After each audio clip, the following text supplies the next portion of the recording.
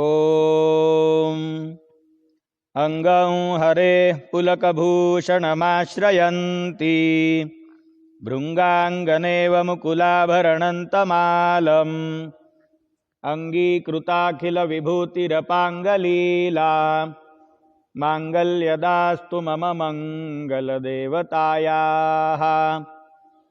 मुग्धा मुहुर्विदधति वदने मुरारे प्रेमत्रपाप्रणिहितानि गतागतानि मालादृशोर्मधुकरीव महोत्पलेया सा मे श्रियं दिशतु सागरसम्भवायाः। आमीलिताक्षमधिगम्य मुदा मुकुन्दम् आनन्दकन्दमनिमेषमनङ्गतन्त्रम् आकेकरस्थितकनीनिकपक्ष्मनेत्रम् भूत्यै भवेन्मम भुजङ्गशयाङ्गनायाः। बाह्वन्तरे मधुजितश्रितकौस्तुभेया हारावलीव हरिनीलमयी विभाति कामप्रदा भगवतोऽपि कटाक्षमाला कल्याणमावहतु मे कमलालयायाः।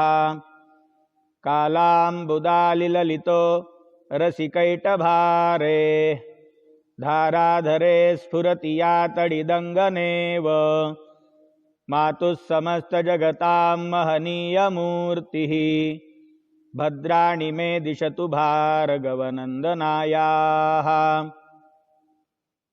प्राप्तं पदं प्रथमतः खलु यत्प्रभावात् माङ्गल्यभाजिमधुमाथिनिमन्मथेन मय्यापतेत्तदिह मन्थरमीक्षणार्धम् मन्दालसञ्च मकरालयकन्यकायाः। विश्वामरेन्द्रपदवीभ्रमदानदक्षम् आनन्दहेतुरधिकं मुरविद्विषोऽपि ईशन्निषीदतु मयि क्षणमीक्षणार्धम् इन्दीवरोदरसहोदरमिन्दिरायाः। इष्टाविशिष्टमतयोऽपि ययादयार्द्र दृष्ट्या त्रिविष्टपपदं सुलभं लभन्ते दृष्टिः प्रहृष्टकमलोदरदीप्तिरिष्टां पुष्टिं कृषीष्ट मम पुष्करविष्टरायाः। दद्यादयानुपवनो द्रविणाम्बुधाराम् अस्मिन्न किञ्चन विहङ्गशिशौ विषण्णे दुष्कर्मघर्ममपनीय चिराय दूरम् नारायणप्रणयिनी नयनाम्बुवाहः।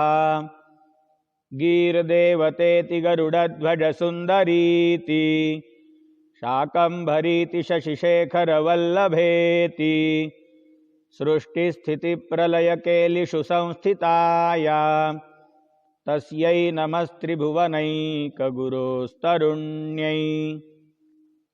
श्रुत्यै नमोऽस्तु शुभकर्मफलप्रसूत्यै रत्यै नमोऽस्तु रमणीयगुणार्णवायै शक्त्यै नमोऽस्तु शतपत्रनिकेतनायै पुष्ट्यै नमोऽस्तु पुरुषोत्तमवल्लभायै।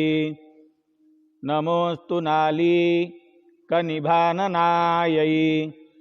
नमोऽस्तु दुग्धोदधिजन्मभूम्यै नमोऽस्तु सोमामृतसोदरायै नमोऽस्तु नारायणवल्लभायै। नमोऽस्तु हेमाम्बुजपीठिकायै नमोऽस्तु भूमण्डलनायिकायै नमोऽस्तु देवादिदयापरायै नमोऽस्तु शार्ङ्गायुधवल्लभायै। नमोऽस्तु देव्यै भृगुनन्दनायै नमोऽस्तु विष्णोरुरसिस्थितायै नमोऽस्तु लक्ष्म्यै कमलालयायै नमोऽस्तु दामोदरवल्लभायै। नमोऽस्तु कान्त्यै कमलेक्षणायै नमोऽस्तु भूत्यै भुवनप्रसूत्यै नमोऽस्तु देवादिभिरर्चितायै नमोऽस्तु नन्दात्मजवल्लभायै सम्पत्कराणि सकलेन्द्रियनन्दनानि साम्राज्यदानविभवानि सरोरुहाक्षि त्वद्वन्दनानि दुरिताहरणोद्यतानि मामेव मातरनिशङ्कलयन्तु मान्ये यत्कटाक्षसमुपासनाविधिः सेवकस्य सकलार्थसम्पदः सन्तनोति वचनाङ्गमानसैः त्वां मुरारिहृदयेश्वरीं भजे सरसिजनिलये सरोजहस्ते धवलतमां शुकगन्धमाल्यशोभे भगवति हरिवल्लभे मनोज्ञे त्रिभुवनभूतिकरि प्रसीद मह्यम् दिग्धस्तिभिः कनककुम्भमुखावसृष्ट स्वरवाहिनी विमलचारुजलाप्लुताङ्गीं प्रातर्नमामि जगताञ्जननीमशेष लोकाधिनाथ गृहिणीममृताब्धिपुत्रीं कमले कमलाक्षवल्लभे त्वं करुणापूरतरङ्गितैरपाङ्गैः अवलोकय मामकिञ्चनानां प्रथमं पात्रमकृत्रिमं दयायाः स्तुवन्ति ये स्तुतिभिरमीभिरन्वहं त्रयीमयीं त्रिभुवनमातरं रमां गुणाधिका गुरुतरभाग्यभागिनो भवन्ति ते भुवि बुधभाविताशयाः देवी प्रसीद जगदीश्वरि लोकमातः कल्याणगात्रि कमलेक्षणजीवनाथे दारिद्र्यभीतिहृदयं शरणागतं माम् आलोकय प्रतिदिनं सदयैरपाङ्गैः।